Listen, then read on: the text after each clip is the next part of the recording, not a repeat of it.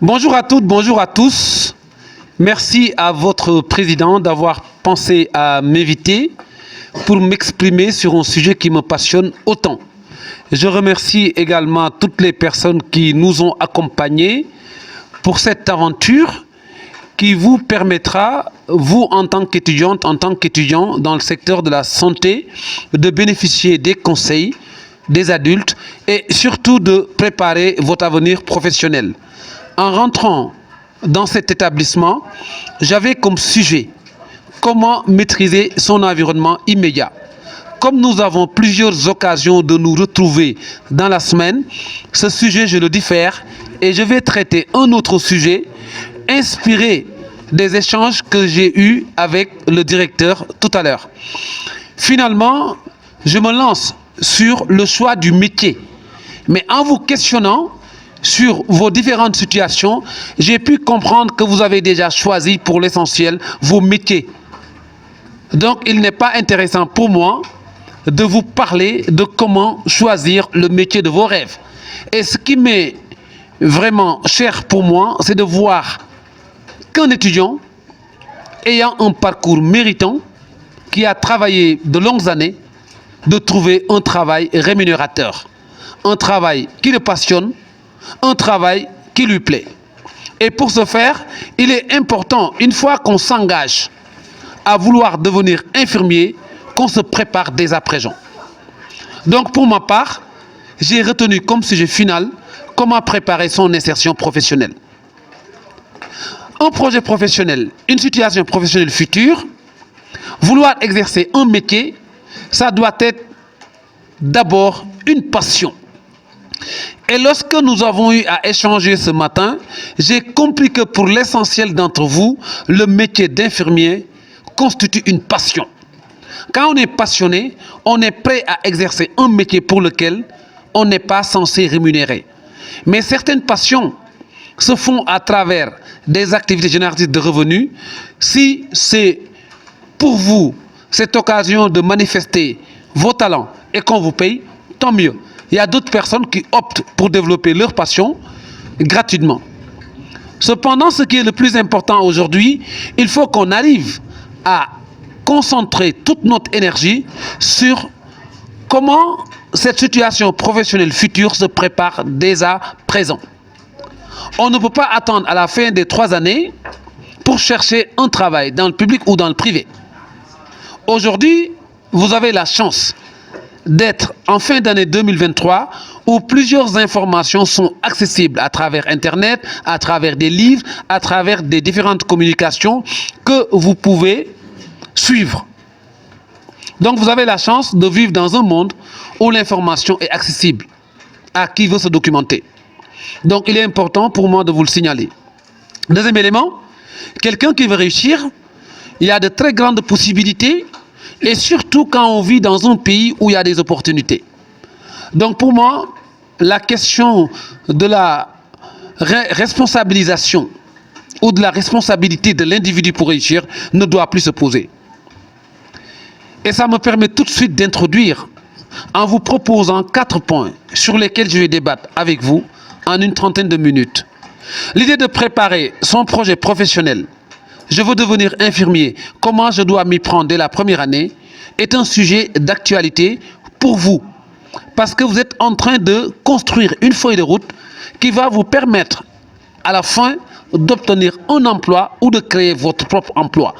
Parce que en matière d'études, la finalité, c'est que de vocation. Soit vous cherchez un travail salarié, soit vous créez une entreprise, vous vous embauchez vous-même.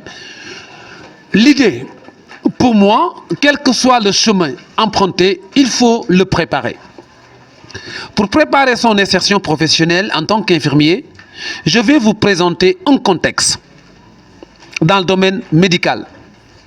Chers Tchadiennes, chers Tchadiens, chères jeunes sœurs, chers jeunes frères, nous sommes en Afrique et plus précisément au Tchad, un pays d'Afrique centrale.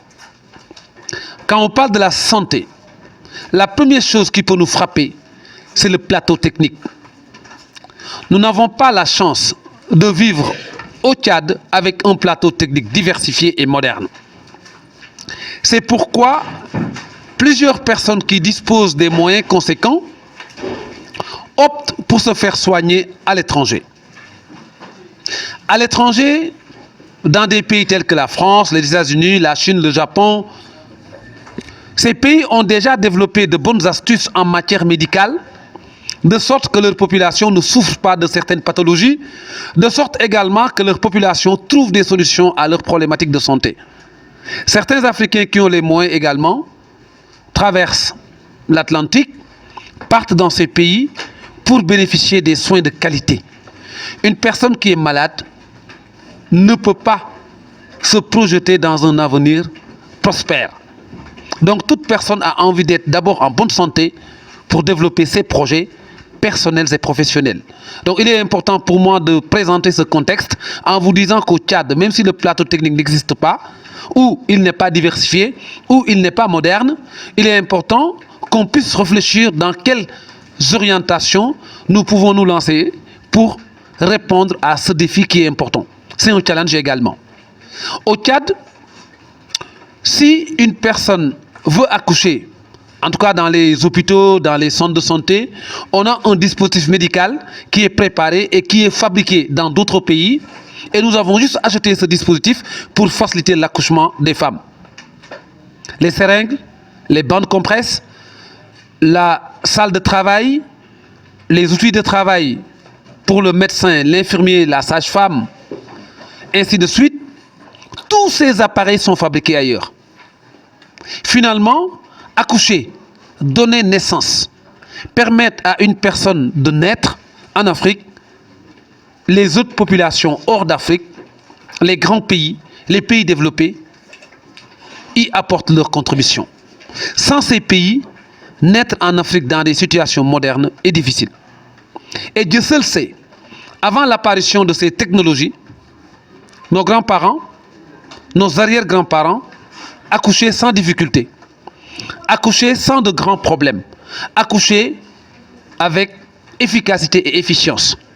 C'est que pendant ces périodes données, nos grands-parents ont eu la chance de bien maîtriser toutes les astuces et nos grands-parents ont eu la chance de comprendre les choses de façon réelle et ont développé des méthodes éprouvées pour leur engagement à la population, mais pour aussi leur responsabilité vis-à-vis de la communauté. Et aujourd'hui, tout ce savoir-faire est en train de disparaître. On est en face d'une modernité dont nous n'avons pas les ficelles. C'est-à-dire nous accouchons grâce à l'intervention d'autres communautés. Nous soignons nos malades grâce à l'intervention d'autres communautés. Si vous avez mal à la dent, pour vous l'extraire, vous avez besoin d'anesthésie. Dieu seul sait que le produit préparé par les Occidentaux est un produit qui se manifeste par ses avantages, qui est un très bon produit, qui marche bien. Mais avant l'apparition de ce produit, il y avait des méthodes ancestrales qui ont abouti à répondre aux mêmes problématiques. Et nous avons rejeté cette pratique, ces méthodes, pour nous lancer dans d'autres horizons. Mais aujourd'hui, je me rends compte que tout ce que nous faisons au quotidien, c'est pour plutôt enrichir d'autres communautés à travers nos achats d'équipements médicaux, à travers même les petits supports de travail des infirmiers, à travers même les services à haute valeur ajoutée dans le domaine de la santé. Finalement, nous sommes une communauté africaine qui fait la promotion de la santé avec des instruments sanitaires assez limités, avec un plateau technique non développé. Et aujourd'hui, on veut dire que nous sommes bien en Afrique. Je pense que c'est tout à fait faux et que je n'accorde pas beaucoup de crédit aux personnes qui disent l'hôpital moderne donne des satisfactions aux usagers qui veulent se soigner. Mais ce que je retiens, et c'est ma conviction personnelle, en Afrique, il existe des choses réelles qui ont donné naissance à de vrais projets de société en matière médicale.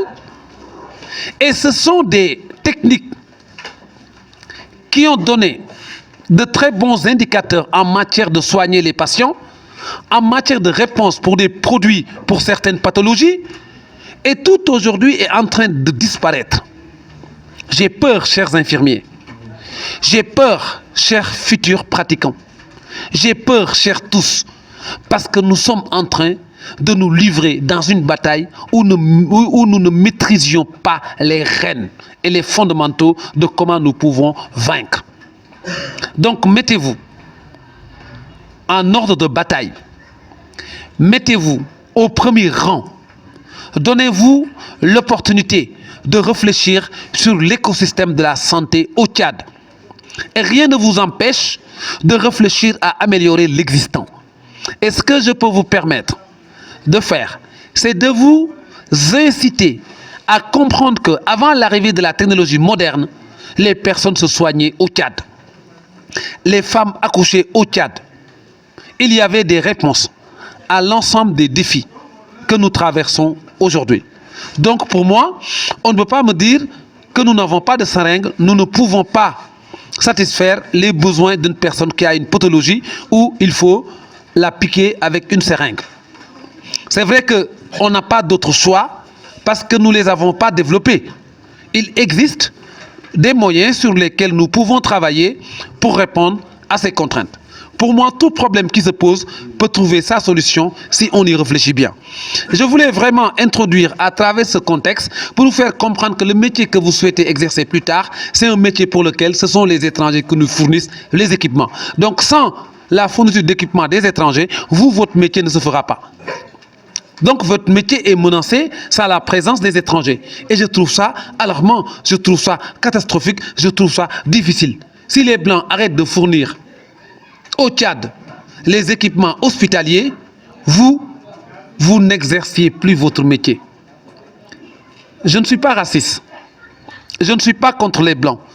Je ne suis contre aucune communauté. Par ailleurs, j'ai choisi de rouler pour l'Afrique. J'ai choisi de m'engager pour l'Afrique. J'ai choisi de me donner à fond pour la réussite de notre communauté. J'ai choisi d'être solitaire vis-à-vis de ma communauté d'origine africaine. Donc, j'ai naturellement le droit de dire j'aime plus l'Afrique que les autres continents. Cela ne m'épargne en rien ma solidarité vis-à-vis des autres communautés. Au contraire, je suis très reconnaissant par rapport aux biens que j'utilise, qui ont été fabriqués par les Blancs. Je les remercie, je les félicite. Prendre l'avion est confortable pour moi. Rouler dans une voiture est très confortable pour moi. Dormir dans un lit où ma santé est prise en compte, c'est important pour moi. Donc je ne peux pas rejeter la créativité blanche. Au contraire, je l'apprécie, je les félicite. Cependant, ma conclusion, elle est toute simple. Levons-nous, faites comme eux, faisons comme eux. Et j'ai bien dit, faites comme eux, faisons comme eux. Cela veut dire que je fais partie de ces personnes qui doivent déclencher ce processus d'innovation et de créativité à travers nos ressources. Parce qu'on ne peut pas admettre aujourd'hui que nous détenons l'essentiel des ressources de la planète. Cobalt, pétrole, diamant, or, bois, manganèse, tout ce que vous voulez. Et on n'arrive pas à produire un seul article sur nos ressources. Même cure-dent, nous l'importons. Même tasse à verre, nous l'importons. Ce que nous portons, tout ce qui vient d'ici est produit par d'autres communautés. Il est temps qu'on réfléchisse pour réduire cette possibilité de faire rentrer des marchandises ici. Ces personnes qui doivent réfléchir sont plusieurs actrices de l'économie. L'État à travers ses démembrements, les entreprises, les ménages, toute personne est bonne volonté. C'est ce que je veux dire. Y compris les personnes morales, comme j'ai cité. L'État, les administrations privées, publiques, tout ce que vous voulez. Donc aujourd'hui, on a la chance d'être en 2023. En fin d'année, nous sommes des jeunes. Pour la majeure partie, nous avons la capacité de fournir des efforts. Nous pouvons développer notre Afrique à travers nos ressources locales. Chacun se met dans les rangs. Chacun se met dans une situation individuelle de vouloir le faire. chacun te met en situation de réussir et le problème est réglé. Voici, chers tous, ce que j'avais proposé en première partie pour vous partager ma conviction. Maintenant, je veux devenir infirmier. Comment je prépare mon futur métier dès aujourd'hui, étant donné que je suis en première année? Le premier point que je vais aborder, c'est que si vous êtes intéressé par une activité, un métier, il est important que vous fassiez des recherches en ce sens. Il est capital que vous vous documentiez pour comprendre les bases fondamentales de votre futur métier. Se documenter, on n'a pas le choix parce qu'on a toutes les possibilités qui nous permettent de nous renseigner. Internet, les livres, les bibliothèques, les échanges. Partout, on peut trouver des informations concernant le métier de l'infirmier. Il est important pour moi de vous le signaler parce que si vous ne comprenez pas le métier que vous voulez exercer plus tard, comment vous pouvez prétendre déposer votre curriculum vitae dans une organisation qui est censée vous accueillir? C'est vrai que plusieurs jeunes ont opté d'attendre la fin du parcours pour déposer leur dossier afin de chercher du travail. Pour ma part, vous faites fausse route. Parce qu'une fois que vous terminez, vous avez été à l'école pendant 3 ans, vous n'avez pas eu à pratiquer, vous avez peu de chances pour être inséré. Pour vous donner la preuve, regardez combien de jeunes tchadiennes et combien de jeunes tchadiens ont été formés dans votre secteur d'activité. Ces jeunes, est-ce qu'ils trouvent du travail? Non. Ces jeunes, est-ce qu'ils sont en position de stage? Non. Ces jeunes, est-ce qu'ils ont des avenirs prospères? Non. Ces jeunes, est-ce qu'ils vivent dans un environnement où il est possible de trouver du travail assez rapidement? Non. Donc, ce qui signifie, vos grandes sœurs et vos grands frères ont déjà fait le même parcours et chôment et n'exercent pas leur passion. Maintenant, si vous ne faites pas attention, vous risquez de vivre la même situation. Diplômé, infirmier d'État, vous ne trouvez pas de travail.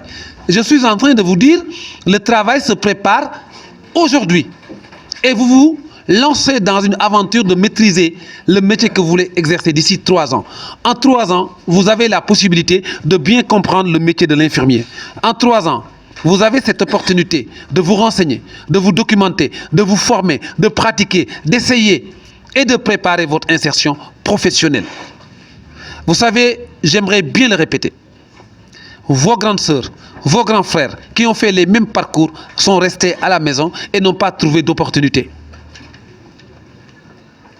Est-ce que vous devez juste vous contenter de venir à l'école, même si les programmes sont intéressants, même si la formation est de qualité? Est-ce qu'il est important de se dire, à la fin de mon parcours, j'aurai un diplôme d'État parce que l'école donne des cours de qualité, je vais trouver un travail. D'ici 3 ans, les règles peuvent changer. D'ici 3 ans, il peut y avoir une nouvelle organisation de l'administration publique. D'ici 3 ans, il peut manquer d'opportunités. Comme d'ici 3 ans, il peut y avoir plus d'opportunités. Maintenant, moi, ce que je voulais juste vous dire, qui est capital, d'après mon expérience professionnelle, l'avenir se prépare dès la première année. Le métier que vous voulez exercer se prépare dès la première année. Votre feuille de route professionnelle se dessine dès la première année. En préparant votre métier dès la première année, je vous exhorterai ceci. Prenez Internet comme source documentaire. Renseignez-vous sur votre métier. Qui peut exercer votre métier?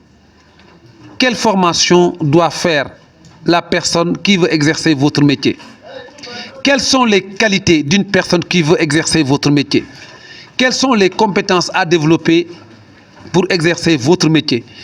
Quels sont les comportements d'un individu qui veut exercer le métier d'infirmier? Je suis en train de vous dire de préparer toutes les possibilités qui permettent à un individu d'exercer le métier. Et c'est important qu'on vous le présente ainsi, car préparer le métier d'infirmier... Non, chef, il ne faut pas. J'étais en train juste de vous expliquer que pour avoir la chance de réussir à trouver un travail ou de créer un travail pour soi-même, il est important de maîtriser son environnement professionnel futur. J'étais en train de vous lister les priorités. Premièrement, documentez-vous sur votre futur métier. Quel est le métier que vous avez choisi? Vous m'avez tous dit infirmier d'État. Donc le problème est réglé. Et je vous avais dit tout à l'heure, en propos préliminaire, il est important que vous sachiez le profil de la personne qui veut exercer le métier d'infirmier. Quelles sont ses qualités? Quelles sont les compétences que la personne doit développer pour exercer ce type de métier? Le métier d'infirmier, si on veut l'exercer, comment on doit se comporter? Quels sont nos attributs de façon générale? Chers amis, au-delà de la compréhension de ce que vous voulez faire, prenez attache avec vos parents, essayez de les convaincre sur votre futur métier. En Afrique et plus particulièrement au Sénégal, au Tchad, au Niger, si les parents ne sont pas d'accord sur ce que vous voulez faire, oubliez. Et je suis content d'appartenir à une communauté où les parents sont mes guides. Je n'accepterai pas qu'on me dise que je suis adulte, ma vie m'appartient, je dois faire ce que je veux. Je ne suis pas à ce niveau. J'ai des parents qui sont responsables de moi-même. Je dois faire quelque chose. Si mes parents ne sont pas d'accord, moi, j'élimine en même temps. J'ai été éduqué suivant ce format. Je préfère continuer ma vie avec ce modèle. Maintenant, je ne peux pas répondre aux autres personnes qui me disent que je suis adulte, j'ai un enfant, je dois grandir. Ça, ce sont leurs problèmes. En tout cas, pour ma part, ce sont les parents qui guideront ma vie jusqu'à ma mort. Pareil pour un Tchadien, les parents décident. Maintenant, les parents peuvent refuser parce qu'ils ne sont pas convaincus. Les parents peuvent ne pas donner accord par rapport à votre projet parce qu'ils ne sont pas sûrs que vous en êtes capable. Moi, ce que je vous demanderai, c'est qu'une fois que vous avez fait le tour et les horizons de votre futur métier, vous vous êtes documenté, allez-y rencontrer des chefs d'entreprise qui exercent dans le métier médical, allez-y faire des petits stages dans le domaine médical, allez-y rencontrer des patients, discuter avec eux, rencontrer les infirmiers, votre métier type de plus tard, discuter, comprenez. Quels sont les salaires? Qu'est-ce qu'une garde? Quand je suis en garde, qu'est-ce que je dois faire? C'est-à-dire, prenez le temps de tout maîtriser. Et quand vous rencontrez les parents, dites-leur que papa, maman, j'ai choisi le métier d'infirmier et donnez-leur des motivations qui vont pousser à vos parents d'accepter ce que vous voulez. Je vous donne ces astuces parce que si vous êtes passionné de quelque chose et que les parents ne sont pas d'accord, vous êtes obligé d'arrêter. Donc je suis en train juste de vous dire, avant même de rencontrer les parents et d'en parler, prenez le temps de maîtriser. L'Afrique n'a pas pris le temps de maîtriser ses territoires et a invité les autres à venir. Résultat, nous ne savons rien produire de ce que nous utilisons, ce sont les autres qui produisent pour nous. Les parents, pour les rencontrer, il faut du concret. Il faut leur dire, papa, maman, voici mon projet. Voici ce que j'ai déjà fait en première année, voici ce que j'ai déjà fait en deuxième année, en troisième année, voici ce que je fais, voici mon métier futur. Je suis très passionné pour mon métier et je suis prêt à m'y mettre. Je suis prêt même à travailler sans être rémunéré pour ce métier parce que ça me passionne. Si vous faites comme ça, les parents vont accorder leur crédit. Alors, le deuxième point que je vais aborder. Une fois que les parents ont béni le projet, allez-y à fond. Maintenant, il n'y a plus le temps de s'accorder à d'autres priorités que le futur métier qu'on veut exercer. Je vais commencer par vos attitudes. Il faudrait que vous soyez un fonceur, un gagneur, un combattant, une personne dont sa vie est ancrée dans l'effort. Et l'effort est ancré également dans sa vie, les deux. C'est-à-dire que vous ne devez plus vous comporter sans pour autant qu'on identifie votre métier. Moi, je suis passionné d'apporter mon savoir chez les jeunes et ça se sent. Je suis content de transmettre ce que j'ai de plus cher, c'est-à-dire mes compétences et mes connaissances, pardon. Donc aujourd'hui, on doit sentir que le métier d'infirmier vous passionne. Comment?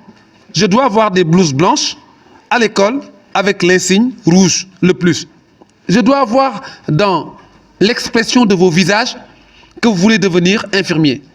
Je dois voir dans vos discussions que c'est le métier d'infirmier d'État qui vous intéresse.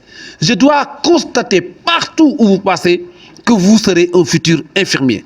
Donc, je suis en train de vous dire, votre vie désormais doit être mélangée à la vie d'un infirmier. Vous parlez infirmier, vous raisonnez infirmier, vous discutez infirmier, même vous écrivez infirmier. Par exemple, le métier de chef d'entreprise et d'être engagé pour l'Afrique, en général, ce sont ces choses sur lesquelles je partage plus mes connaissances. Parce que quand vous m'entendez parler, soit je parle de mon métier, soit je parle d'Afrique. Je suis passionné de mon métier et d'Afrique. Mais depuis que ma fille est née, en 2012, le 19 décembre, je suis passionné de ma fille. Donc j'ai intégré ma fille dans la donne. Pour moi, quand je ne parle pas de ma fille, je parle de mon métier, je parle d'Afrique. Maintenant, pour ceux qui me connaissent plus, je parlerai toujours de mon pays, le Sénégal, qui est un pays magnifique, qui est un pays fantastique. Donc finalement, j'ai des passions qui tournent autour de mes ambitions. J'ai des passions que j'aime autant. J'ai des passions qui me définissent. J'ai des passions que vous pouvez lire tout de suite. Être passionné veut dire y aller à fond et qu'on vous reconnaisse là-dessus. Donc je suis content de partager avec vous cette conviction que j'ai. Donc le deuxième point, c'est de se fondre dans son futur métier et que son futur métier se fonde en toi. N'acceptez pas qu'on vous voit comme un mécanicien parce que ce n'est pas ce que vous avez choisi. N'acceptez pas qu'on vous voit comme un éleveur. Ce n'est pas ce que vous avez choisi. N'acceptez pas qu'on vous voit comme ministre, ce n'est pas ce que vous avez choisi. Acceptez qu'on vous voit comme un personnel de santé. Acceptez qu'on vous identifie comme une personne qui apporte le bien-être à la communauté. Acceptez qu'on vous identifie comme une personne qui soigne, comme une personne qui atténue la douleur. Acceptez juste de commencer à incarner la personnalité d'un infirmier d'État. Il faut l'affirmer tout de suite. Donc, chers amis, pour conclure, affirmez-vous en tant que futur infirmier en commençant les étapes dès aujourd'hui. Troisième élément, vous êtes à l'école. Comment vous devez vous comporter? Votre vie à l'école est extrêmement importante dans votre future carrière. Quelqu'un qui est à l'école, qui vient en retard, qui ne respecte pas son professeur, qui n'est pas reconnaissant vis-à-vis de l'école, qui parle beaucoup, qui ne lit pas, qui ne se documente pas, qui parle des autres, qui est méchant, c'est un étudiant qui ne peut jamais voir le bout de l'effort. Parce qu'un cœur comme ça, même Dieu ne veut pas. Dieu attend juste que tu meurs, il te met en enfer. Point. Parce que tu as été inutile à la société et Dieu a voulu juste montrer à travers ta personne l'exemplarité qu'il ne faut pas prôner. Une personne méchante ne pourra jamais réaliser une seule ambition de la vie. Ou bien quand tu réalises, ça tombe toujours. Acceptez que vous devez réussir en empruntant des qualités que vous devez développer et que ces qualités doivent rester en vous.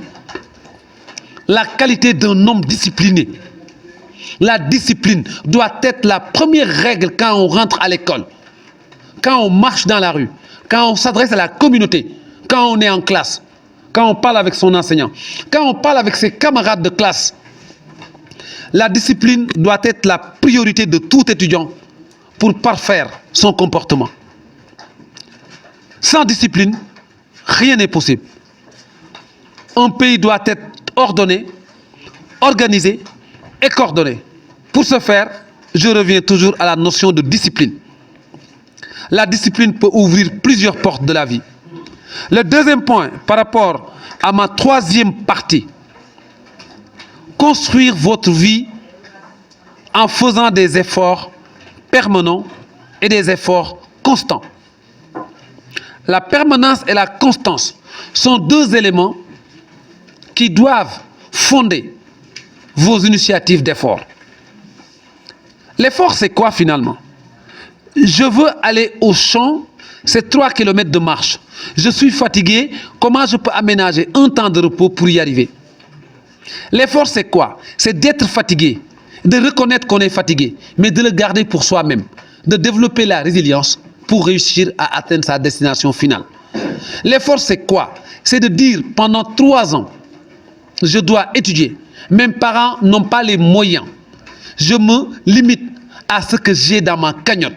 Je travaille, il n'est pas interdit de réussir. Et je dois impérativement atteindre mes buts. Donc construire votre vie avec l'effort, construire votre vie avec la persévérance, en y adossant 2 ingrédients, la constance et la permanence. Pour moi, c'est l'objet de ce deuxième point de la sous-partie numéro 3. Un troisième élément qui me paraît logique, les rapports que vous entretenez entre camarades. Imaginez que lui, son papa, a un centre de santé privé. Il cherche 2 stagiaires infirmiers.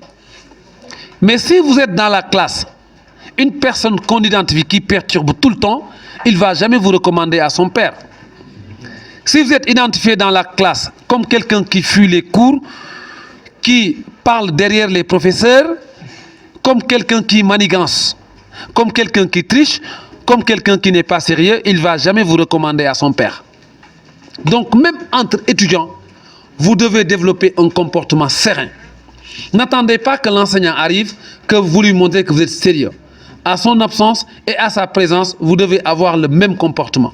La présence de vos camarades et leur absence, vous devez avoir le même comportement.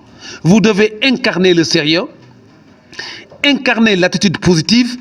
Attitude positive signifie vous devez développer le sens positif du terme de votre vie.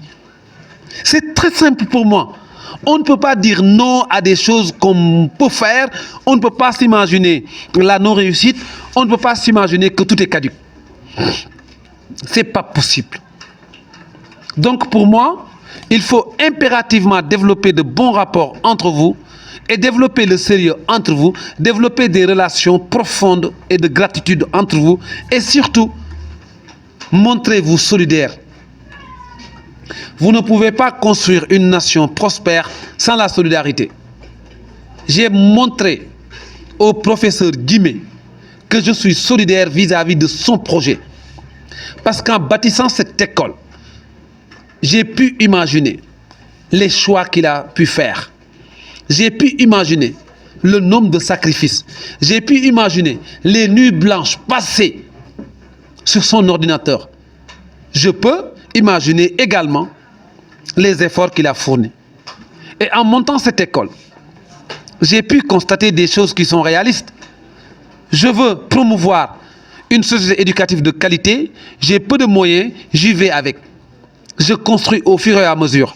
J'accueille des étudiants qui n'ont pas certes les moyens, mais je leur offre une aventure de qualité en réduisant la scolarité drastiquement. J'ai une école et si vous n'avez pas 2 millions, vous ne pouvez pas y être éduqué, y être enseigné également. Je sais combien ça coûte une école. Donc, la reconnaissance est d'ordre humain. La reconnaissance est d'ordre naturel. Moi, la seule chose que je me permettrai de vous dire en guise de reconnaissance, réussissez. Réussissez uniquement pour vous. Parce que si vous réussissez pour vous, il sera content. Tôt ou tard, toutes les personnes vont quitter ce bas monde. En quittant ce monde, des fois, ce qui nous donne satisfaction, c'est quand on prononce non, qu'on dise il a laissé une école qui fonctionne. Il a écrit un livre qu'on peut lire. Il a fait un projet dans le village. Soyez ces personnes qui incarnent le changement dans leur communauté. Le dernier sous-point par rapport à ma troisième partie, avoir un comportement décent, c'est important. On est bien d'accord. Mais croire à cette identité importante. Vous savez, beaucoup de jeunes sont influencés par les réseaux sociaux.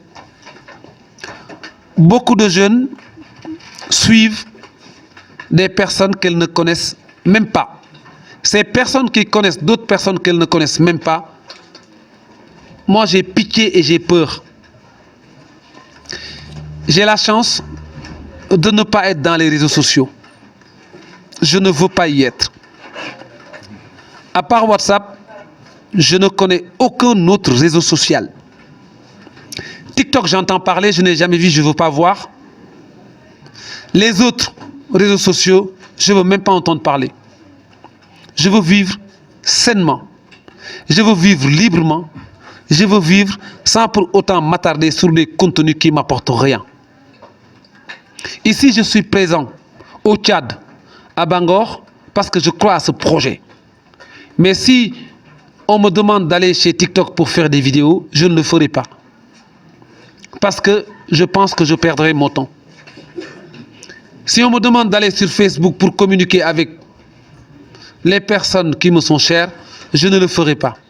J'ai un téléphone portable que je donne. Si une personne a besoin de moi, elle n'a qu'à me contacter. Je n'ai pas besoin d'aller voir comment vivent les autres. Je n'ai pas besoin d'imiter les autres. Ma vie se limite à moi-même.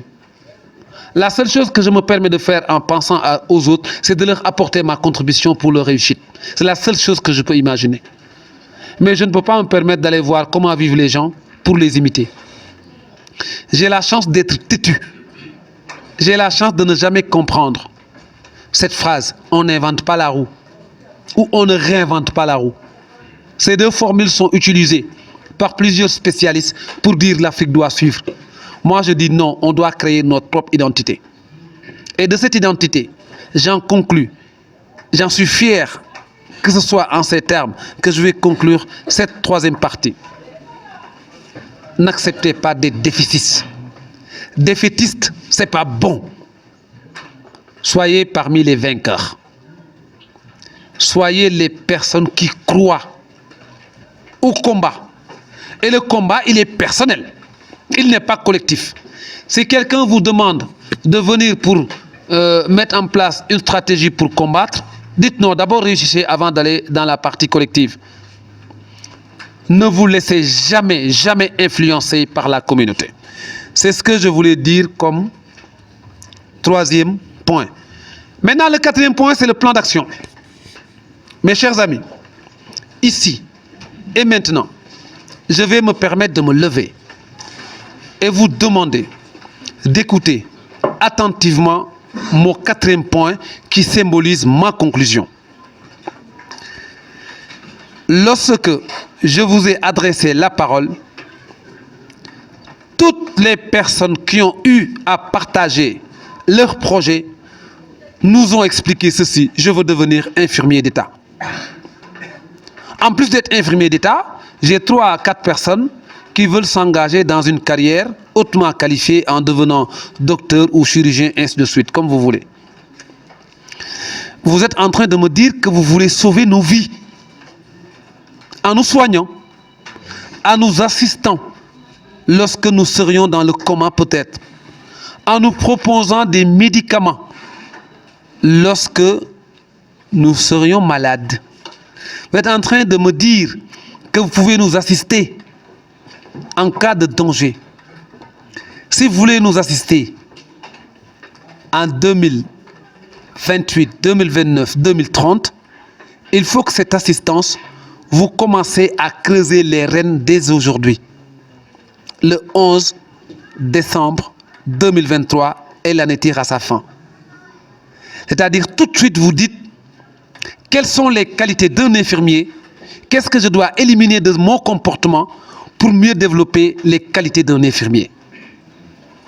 C'est-à-dire aujourd'hui, vous devez vous orienter ainsi. Je veux devenir infirmier, je ne laisse plus la place à la paresse ni à la fatigue. Je dois lire, je dois acheter beaucoup de MB pour me connecter dans les sites où on parle de mon métier que je veux exercer plus tard. Je veux devenir infirmier, je vais acheter des livres qui parlent de mathématiques. Je vais rendre visite à des malades pour leur demander est-ce que tout se passe bien, pour comprendre l'écosystème de ma future activité. Je vais me familiariser avec des infirmiers. Je vais chercher des stages dans le monde hospitalier. Je vais fréquenter des docteurs. Je vais fréquenter plusieurs personnes qui incarnent ce métier et les fréquentations vont me permettre de tirer de très bons enseignements. C'est en ce sens qu'on peut préparer le futur métier qu'on veut exercer. C'est en ce sens qu'on peut rêver de devenir infirmier d'État. C'est en ce sens également qu'on peut prévoir d'être utile à sa communauté. Tout ce dont je vous ai parlé concerne les 2 briques d'une insertion professionnelle. Si vous cherchez un emploi salarié, vous pouvez vous voir dans tout ce que j'ai expliqué. Si vous cherchez à entreprendre également, vous avez toutes les astuces suite au développement que je vous ai proposé. Maintenant, ce qu'il faut juste considérer, c'est que si l'entrepreneuriat est vraiment votre choix d'insertion professionnelle, le projet doit être mûrement réfléchi, bien orienté, bien étudié et bien préparé. Parce que l'entrepreneuriat n'est pas forcément la recherche de l'argent en combinant des activités professionnelles en mettant en exergue vos efforts personnels. Pas forcément le but de rechercher, c'est de l'argent. Pour entreprendre, vous êtes une personne, vous vivez sur un territoire donné, vous avez des idées, vous êtes passionné, vous réfléchissez d'abord à satisfaire un besoin. C'est en voulant satisfaire un besoin que vous montez un modèle économique qui va vous permettre de gagner de l'argent. L'argent, donc, est le dernier élément du processus entrepreneurial. Mais quelqu'un qui veut créer une entreprise, de prime abord, il dit « j'ai pas d'argent », je pense qu'il ne créera rien du tout. Vous n'avez jamais vu un entrepreneur qui a démarré avec de l'argent. Vous n'avez jamais vu un milliardaire qui vous dit en commençant j'avais 100 millions dans mon compte. Vous ne verrez pas ça. Donc, mon quatrième point est en guise de conclusion. Maintenant, vous allez me permettre de prendre 3 minutes en vous prodiguant quelques conseils pour conclure cet entretien. Chères toutes, chers tous, ce fut un plaisir pour moi de venir vous rencontrer ce matin, 11 décembre 2023, dont l'essentiel de mon contenu pédagogique est orienté sur vous-même. Je suis Ibrahima Théolam et mon métier c'est chef d'entreprise. J'ai la chance de me confronter avec la réalité du terrain africain. Mon métier me pousse à des réussites, me pousse également à des défis, me pousse éventuellement à des situations contraignantes. Quelle que soit la situation qui m'arrive, je me dois être une personne responsable de mes actes. Je me dois également être une personne capable de réfléchir et de trouver des solutions à mes propres problèmes. Quel que soit ce que l'avenir me réserve, je dois être cette personne qui ne se limiterait jamais à satisfaire ses besoins et à laisser à côté cette communauté qui lui est chère, la communauté africaine. Je suis en train de vous démontrer à travers cette conclusion que je suis engagé pour mon continent. Je ne vous demanderai pas de me suivre parce que chacun peut tracer sa voie, parce que je ne vous suivrai pas. Je ne vous demanderai pas de suivre les autres personnes, parce que les autres personnes ne vous suivront pas. Chacun doit suivre sa propre personne. Chacun doit être le miroir de sa propre personne. Chacun doit s'engager de façon individuelle et responsable. Pour ce faire, il est important que vous choisissez tout de suite et maintenant, est-ce que la réussite vous intéresse? Est-ce que l'Afrique vous intéresse? Est-ce que participer au développement du Tchad vous intéresse? Pour ce faire, je vous laisse 5 points. Dès aujourd'hui, apprenez à connaître votre territoire et commencez par votre ville, Bangor. Prenez le temps de faire des tours dans la ville. Apprenez à connaître ce qui se passe réellement à Bangor. Vous allez vous rendre compte, au-delà de la présentation sur Internet, il y a énormément d'opportunités que vous pouvez saisir pour commencer vos petites activités rémunératrices de revenus, même dans votre domaine d'activité futur. La deuxième chose, prenez le temps de mieux vous connaître. Vous savez, les pays développés ont la chance de connaître mieux les populations africaines que nos dirigeants. C'est pourquoi ils nous vendent tout. Apprendre à se connaître, c'est faire son bilan personnel. Apprendre à se connaître, c'est lister ses points forts, ses points faibles.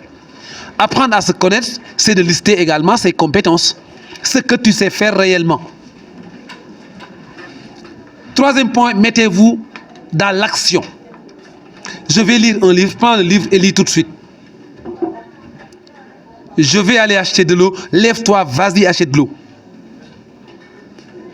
J'attends 17 heures pour acheter mon stylo afin de recopier ma leçon. Il est 14 heures, vas-y tout de suite. Rien ne doit vous empêcher d'aller à fond pour réussir vos ambitions. L'action est le meilleur moyen d'une réussite en Afrique. Quatrième point, développer une intégrité sans faille. Vous savez, notre monde est mélangé. Chacun veut gagner de l'argent facile. Chacun se met dans une posture, je n'ai pas les moyens, il faut que je les trouve.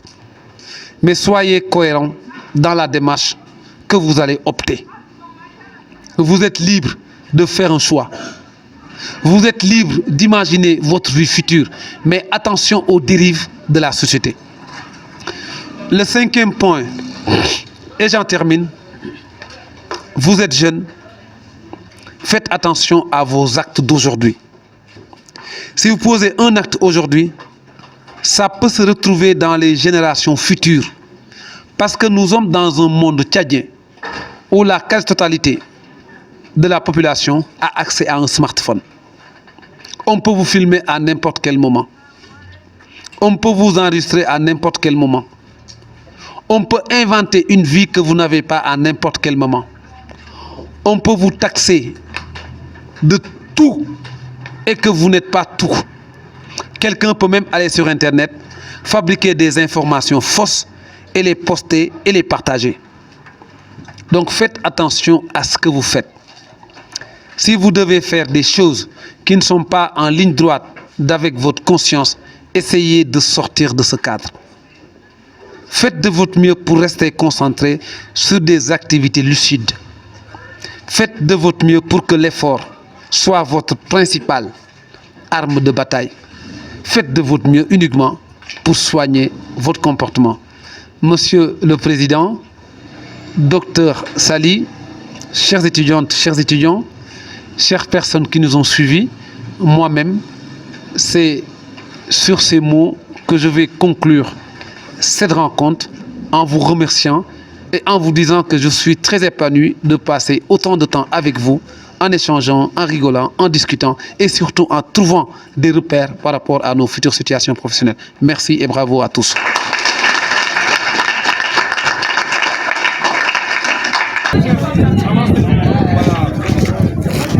N'importe qui. Les études, oui, c'est les élèves.